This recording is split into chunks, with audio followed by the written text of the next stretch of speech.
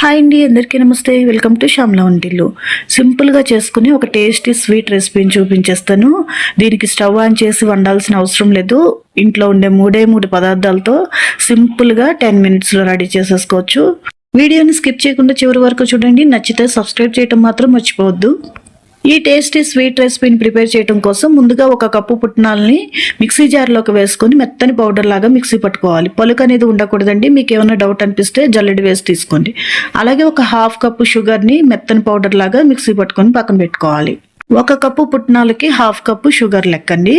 ఇప్పుడు ఒక mixing bowl తీసుకుని ఆ మిక్సింగ్ బౌల్లోకి ఒక 2 స్పూన్స్ వరకు నెయ్యి వేసుకోవాలి. నెయ్యి వేసుకొని దాంట్లోకి మనం ముందుగా మిక్సీ పట్టి పెట్టుకున్న ఈ షుగర్ పౌడర్ మొత్తాన్ని కూడా వేసుకోవాలి. వేసుకుని ఆ నేతిలో బాగా కలుపుకోవాలి.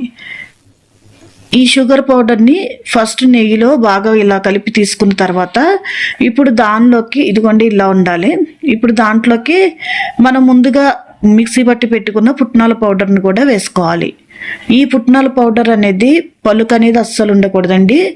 జల్లెడ వేసి తీసుకోండి, ఇంకా మీకు డౌట్ అనేది ఉండదు. ఇప్పుడు దీన్ని చేత్తో మిక్స్ చేసుకోవాలి. ఈ షుగరు పుట్నాల పౌడరు మొత్తం కలిసేలాగా బాగా కలుపుకోవాలి. ఇలా కలుపుకున్న తర్వాత దానిలో 1/2 స్పూన్ వరకు యాలకుల పొడి వేసుకోవాలి. వేసుకుని అది కూడా కలిసేలాగా ఒకసారి కలిపి తీసుకోవాలి. మనం వేసుకునే యాలకుల పొడి అనేది పలుకు అనేది లేకుండా బాగా మెత్తగా పౌడర్ లాగా చేసి వేసుకుని కలుపుకోండి. ఆ తర్వాత ఒక 3 స్పూన్స్ వరకు నెయ్యి వేసుకోవాలి. మీకు నచ్చితే ఇంకొక స్పూన్ అయినా యాడ్ చేసుకోవచ్చండి. ఇలా 3 స్పూన్స్ నెయ్యి వేసుకుని ఒకసారి కలుపుకొని చూడండి, ఇలా ముద్దలాగా అవ్వాలి. ఇలా అయిన తర్వాత దానిలోకి కాచి చల్లార్చిన పాలని ఒక 2 స్పూన్ల వరకు వేసుకుంటున్నాను. ఫస్ట్ ఎక్కువ వేసేయకూడదండి. ఫస్ట్ ఒక 2 స్పూన్స్ వేసుకుని ఒకసారి కలిపి లడ్డు చుట్టుకోవటానికి వీలుగా ఉంటే ఓకే, లేదు అంటే ఇంకొంచెం యాడ్ చేసుకోవచ్చు. నాకైతే ఇక్కడ ఇంకొక స్పూన్ వరకు పడుతుంది. వేసుకున్నాను. వేసుకుని కలిసేలాగా బాగా కలుపుకోవాలి. చూసుకొని వేసుకోండి. పల్చన అయిపోతే మాత్రం మళ్ళీ లడ్డు చుట్టడానికి ప్రాబ్లం అవుతుంది. ఇలా ముద్దలాగా అయిన తర్వాత లాస్ట్లో ఫైనల్గా 1 స్పూను నెయ్యి వేసుకుని కలుపుకుంటే మనకి చేతులకి చుట్టుకున్నట్లుగా అంటుకోకుండా మంచిగా వస్తుంది. ఇలా ముద్దలాగా కలిపి పెట్టుకోవాలి.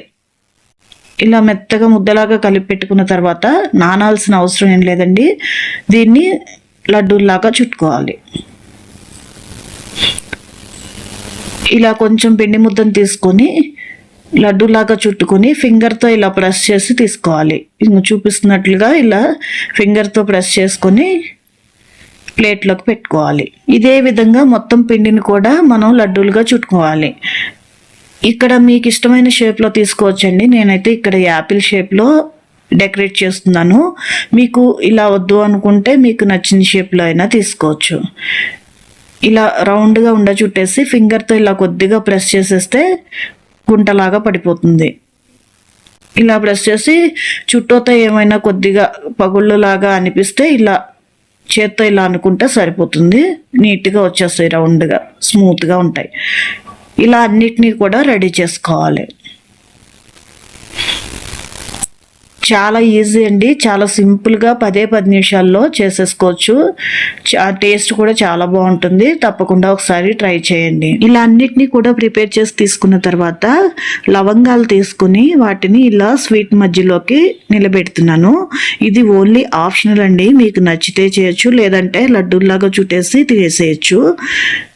ఇలా లవంగాల్ని పెట్టుకుని ఒక లీఫ్ లాగా షేప్ రావటం కోసం నేను ఇక్కడ పిస్తా పప్పుని సగానికి చేసుకుని దాన్ని ఇక్కడ స్వీట్ పైన అరేంజ్ చేస్తున్నాను. ఈ స్వీట్ ఇంకొంచెం కలర్ఫుల్గా కనపడటం కోసం మాత్రమే ఇక్కడ నేను ఇలా అరేంజ్ చేస్తున్నానండి.